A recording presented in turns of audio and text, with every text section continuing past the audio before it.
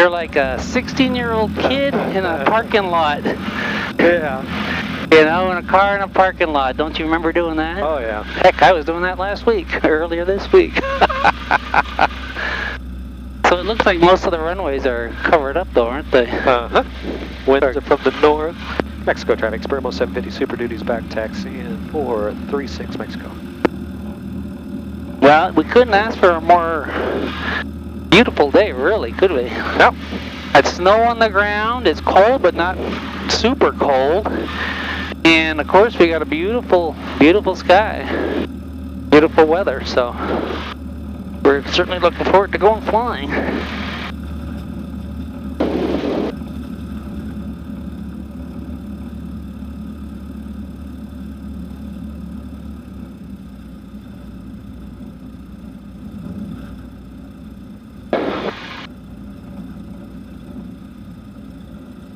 And we'll take advantage of making this our official Christmas video for the year 2019.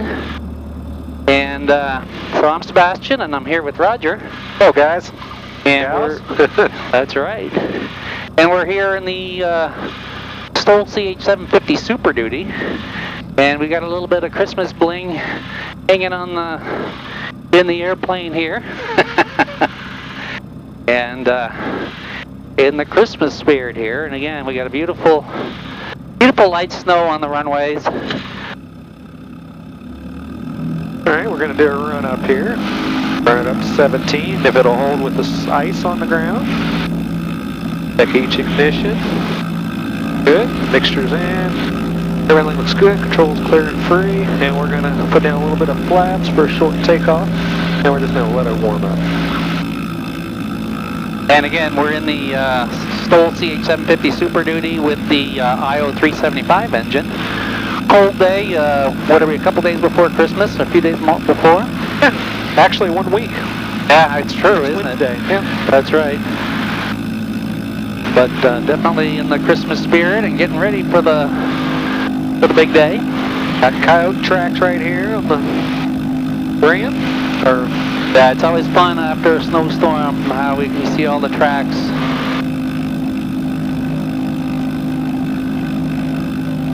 So letting the engine warm up. Should get good performance here. Alrighty, I think we're good. It's going to go up quickly now. Yeah, Mexico traffic, Spirmo 750 Super Duty is going to be departing 36 local flight Mexico.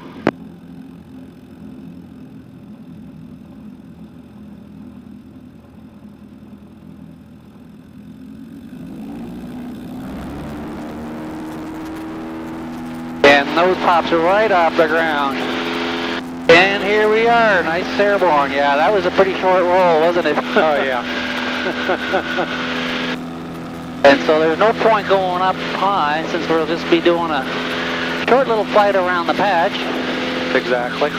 So again, obviously we're right in winter time, winter flying. And again, some of the folks down south, they view this as being treacherous weather. Up north, we get some of the best flying weather, really, sometimes in the wintertime. We're a couple hundred feet off the ground, and it's perfectly smooth, and you don't get that in summer days as frequently. Right. Just beautiful weather out here. So really enjoying the winter flying. Again, this type of airplane, the visibility is just awesome. And of course, this airplane has the unpanel, the Evolution unpanel display in it, demonstrated here quickly. Located here in front of me, across over to Roger, right in front. Really versatile and innovative panel setup. And of course, visibility around it is just awesome. If it weren't for all my little Christmas lights, I'd be able to see outside, right? No, they're still really see well. Got a low level of mist we can see out here. Just a beautiful day. Cows down there. Cows in the pasture. Just a beautiful day. Really is. Yeah, you can see all the tracks down there from deer. Oh yeah. Yep. Yeah, really interesting. And as we're wrapping up the year, we've really had a good year too in 2019. Sales were strong. Export sales were nice. It seems that You know, there's a lot of political turmoil and so forth, but I still think by and large for the majority of us, life is pretty good. So, yeah. So it's been, really can't complain about too much at all. And looking forward again to wrapping up this year and starting 2020 in a good way. Yeah, we have a lot of good customer support, you know, a lot of good feedback. And, Yeah, I think this year's been a good year for Zenith builder community. It seems that we are creating more active and stronger community among Zenith builders, which is always nice to see, because a lot of the time a builder thinks that he or she may be on their own out there, but you know, there really are a lot of builders spread out around the world. And I know Brian at the Experimental Aircraft Channel, he's been active promoting, you know, home building as a hobby, and you know, he's got, I think, a 30-day challenge going on right now, and it's just encouraging builders from around the country, around the world, to share their building experiences. Not so much, you know, once the airplane is done, but just the little baby steps along the way. And you know, a little motivation like that sometimes goes a long way, and it's nice to see that. Exactly. And then other folks, you know, whether it's through Facebook, YouTube, and so forth, you know, really building, sharing their joy of again, building as well as flying, because of course, as we know, we got to build it before we fly it, so that just becomes part of the adventure, really. And it's good for us because we learn a lot from our customers, either, you know, what they're putting in their airplanes, to the paint job, to little neat gadgets that they've done too. Absolutely, that's such a good point. And then again, at Zenith, we don't always come up with a new model every year, but we're always working on improvements and so forth behind the scenes. And a lot of that, it's thanks to our customers that are giving that kind of feedback to us, telling us, you know, what we can do better or easier ways of doing things. So that's really been the major thrust of our development, is to continue to make our airplanes quicker and easier to build. Now, around in the new year, you know, come in January, I think we're going to get tired of this cold weather, maybe. So where are we heading again? Well, we're going to head to Florida. Even though Sebring is canceled, we decided we still want to go to Florida in January. Knock off another week in January so we can be a little warmer. So we're going to Edgewater, Florida to visit Wheels and Wing with Herman, and he's promoting a rudder workshop with us on the Friday. I think it's the 24th, 25th on Saturday. That's correct, yeah, 24th and 25th, I believe, yeah. So we're going to have a rudder workshop there, and he's going to have an open house, and I do believe, you know, the day after, too, the 25th, Jan Eggenfellow of Viking's going to have a little open house, too. Right. So it's just a really gathering just to get the builders together in the Florida area. That's right, yeah, you know, the Massey Ranch Air Park in Edgewater, it's kind of a neat airport. It's a public use facility, but kind of a private facility as well, so folks have their hangars with kind of, they live there and kind of have their factory as well. And so it'll be a good place. Again, on the Saturday, I think that's the 25th. We'll have the open house as well as the Zenith flying, and we're going to be inviting all the Zenith customers in Florida to come out and spend a day with fellow builders and flyers to enjoy talking about it. Right. And again, it'd be a great opportunity again for Friday for first-time builders wanting to learn about building and flying, is the opportunity to go visit Florida at the same time as learning how to build and fly your own airplane. So not a bad thing, really. So exactly. Looking forward to that, really. And so, like you mentioned, we're a week before Christmas, but coming up soon. Now, Christmas this year, the 25th, is falling on Wednesday, as is New Year's Day. So, you know, oftentimes we'll bridge the long weekend or so forth. But this year, because we're pretty busy and we don't want to keep customers waiting for too long on existing orders, we're going to be open the 2 days prior and the 2 days post, right after the Christmas holiday. So Monday, Tuesday will be open, and then Thursday, Friday once again, and then the same thing the following week. So definitely look forward to meeting with customers. You know, give us a call during that time. Some of you are traveling. Let us know if you're passing through Central Missouri. We'd love to have you.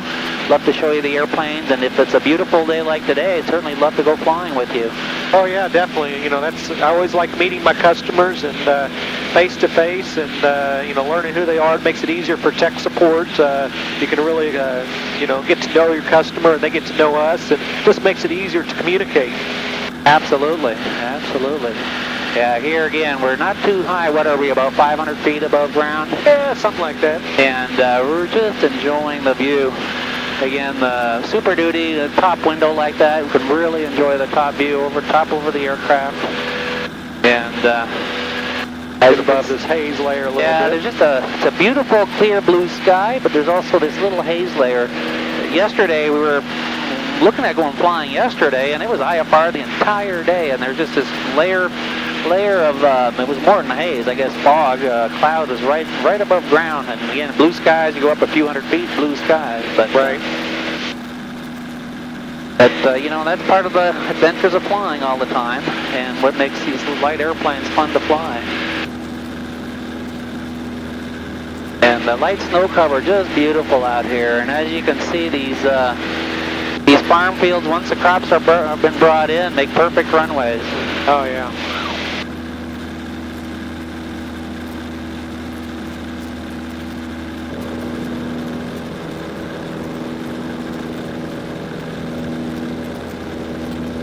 So we're back over Mexico Airport here in Mexico, Missouri. Yeah, beautiful day.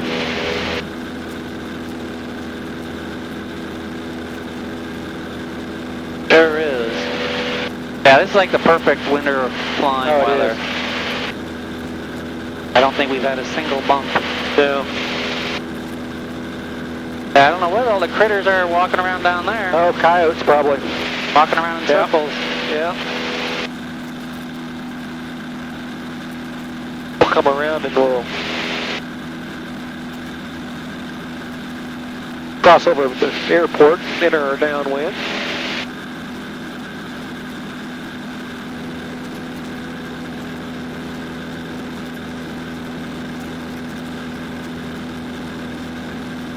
Yeah, just a very light wind from the north.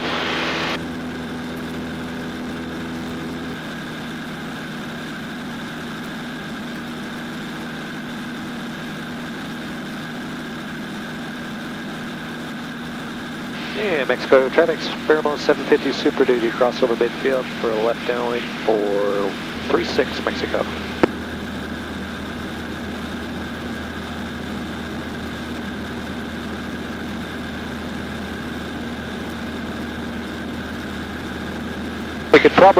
We could do a touch and go and see on the grass. See how that is.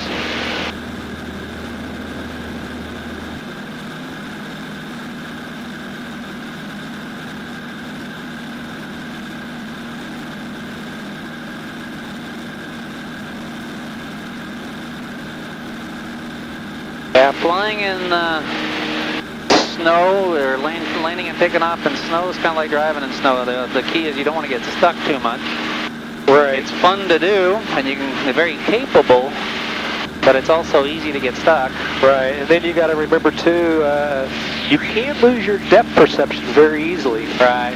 And you know, it's nothing to be worried about, just something to think about. That's a good point. Because if we're not used to having that bright ground surface, and it's kind of like you hear the float pilots. Exactly. When you look straight down, it's hard to measure your height because we're just not used to seeing.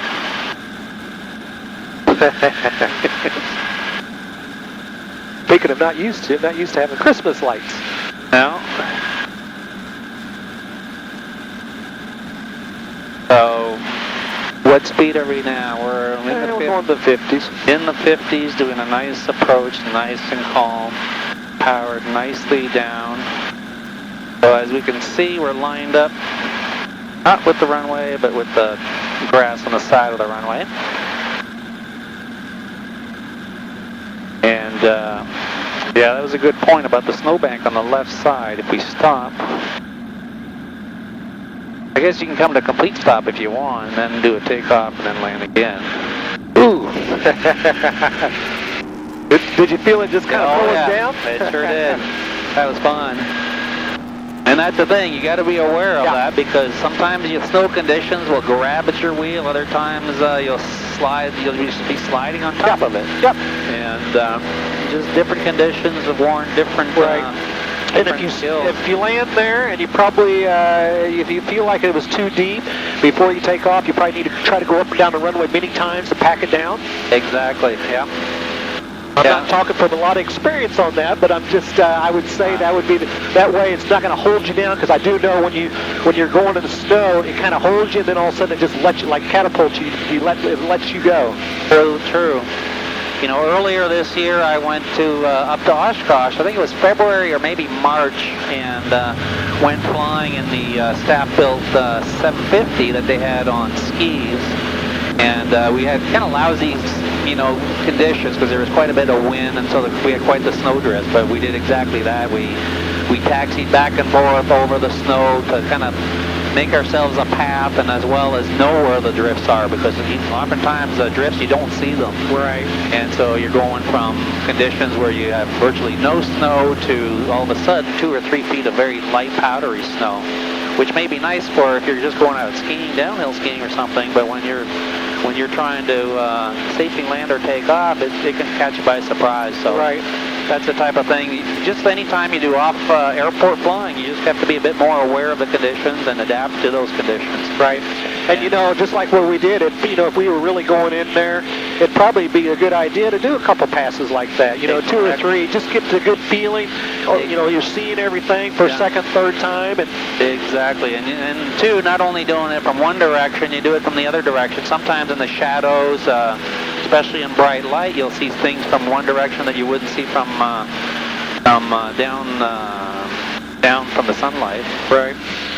And then, as you know, if you're flying in the bush, even today, if we go on a cross country or something like that, we're landing off field somewhere, you probably need to make sure you got a little survival stuff in here, blankets and stuff like that, because good idea. Yeah, we never think about that stuff, but it's only when you need it. Because there's nothing worse than being stranded out somewhere, and you don't have to be even stranded very far. It could be a mile away from the closest house or something. But if you're out in the cold and it's windy, you're going to appreciate every little bit of extra equipment you have. And I know we've got gloves in here, and I got hats and so forth, and so every little bit helps. I would just stay at the plane and let you go get to the car. Somebody's got to guard it. That's right. Guard it from the snow, abominable snowman, probably, right? Yeah. Okay, so here we are again, final. We'll land this time.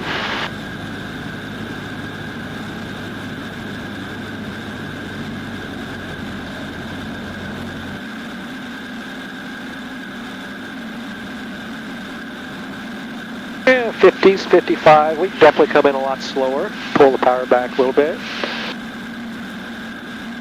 And nice rock solid feel. You can feel that you got really good control still.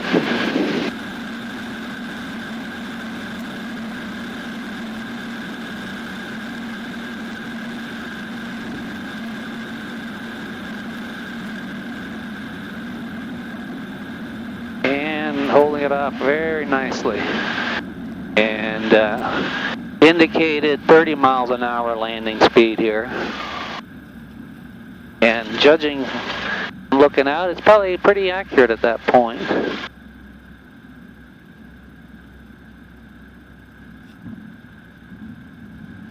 And of course, when we're on top of snow, the brakes are always not quite as effective as otherwise.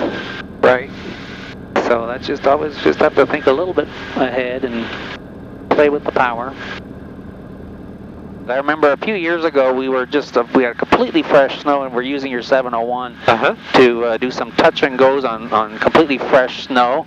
And you know, what better way is there to measure your takeoff roll or your landing roll is when you're on fresh snow. There's no cheating at all because you can see where the wheels will touch down. I guess if it was really deep snow, you could say that you're still flying when it touches down. But but snow is a good way to measure that.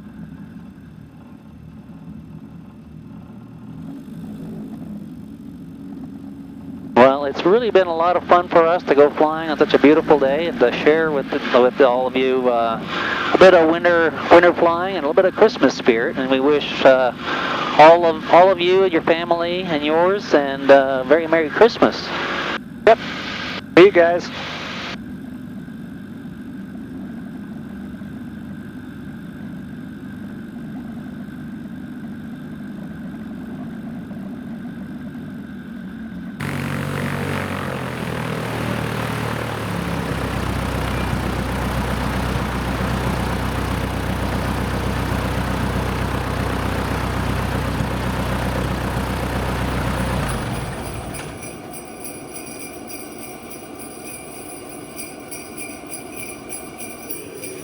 Your hat matches the airplane.